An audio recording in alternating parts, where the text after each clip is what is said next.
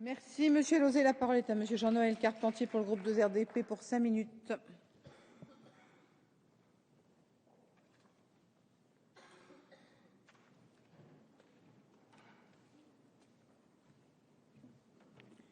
Merci Madame la Présidente, Monsieur le Ministre, chers collègues.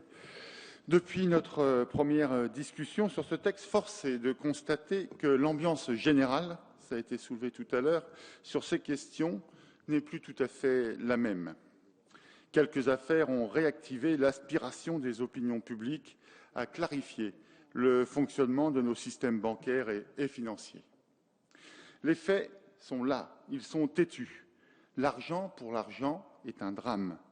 L'économie tourne en rond, nos sociétés perdent le sens de l'humanité et la porte est ouverte à toutes les dérives, dérives collectives, dérives individuelles.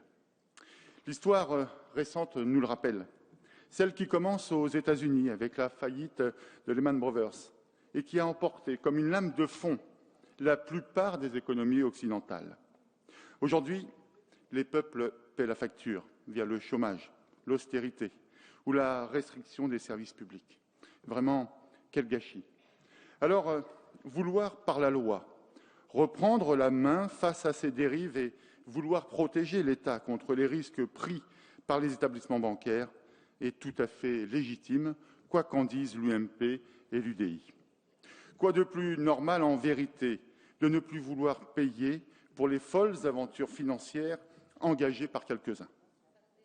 Et de façon plus générale, je reste déterminé sur l'idée que nous n'avons pas à subir ces marchés financiers qui prennent en otage les États et les peuples. Ma conviction est intacte, en dépit des pressions idéologiques qui s'exercent dans notre pays, en Europe et dans le monde. De ce point de vue, j'observe que les choses bougent, y compris au sein du FMI, où enfin on admet, certes à demi-mot, mais on admet tout de même que la politique d'austérité généralisée n'est pas la bonne voie. Elle n'est pas la bonne voie ni pour les peuples, ni pour l'économie réelle, ni pour l'emploi, ni pour la France. De même, je me réjouis aussi qu'au niveau européen, on commence enfin à vouloir tempérer, ne serait-ce qu'un peu, les ardeurs des tenants de l'orthodoxie ultralibérale qui voient la déréglementation et le laisser-faire ou encore la main invisible des règles immuables. Alors oui, changeons les comportements, mettons des règles, appuyons-nous sur l'opinion publique internationale qui veut moraliser la finance. Ce texte, donc, s'engouffre dans la brèche. Certains disent timidement, certes, mais au moins fait-il un premier pas. Et il s'appuie, vous l'avez dit, Monsieur le Ministre, sur une prise de conscience internationale. Et je l'avais dit en première lecture, j'aurais souhaité que ce pas soit plus ferme encore face à la financiarisation de nos économies, qu'il marque un cap pour les autres pays européens, que la gauche au pouvoir en France montre sa détermination. Elle le fait.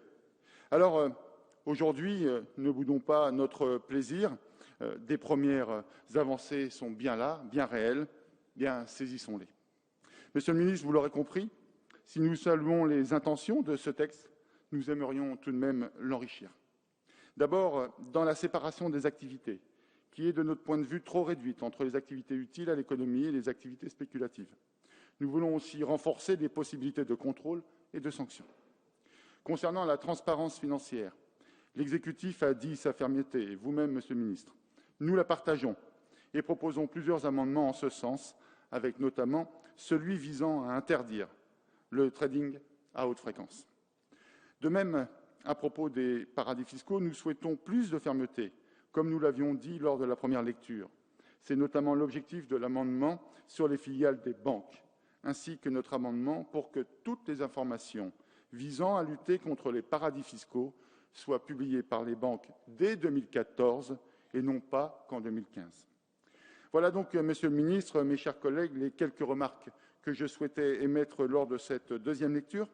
Celle-ci peut permettre de nouvelles règles plus strictes, utiles à notre économie. C'est en tout cas le sens de nos amendements que vous présentera plus précisément encore mon collègue Joël Giraud. Je vous remercie de votre attention.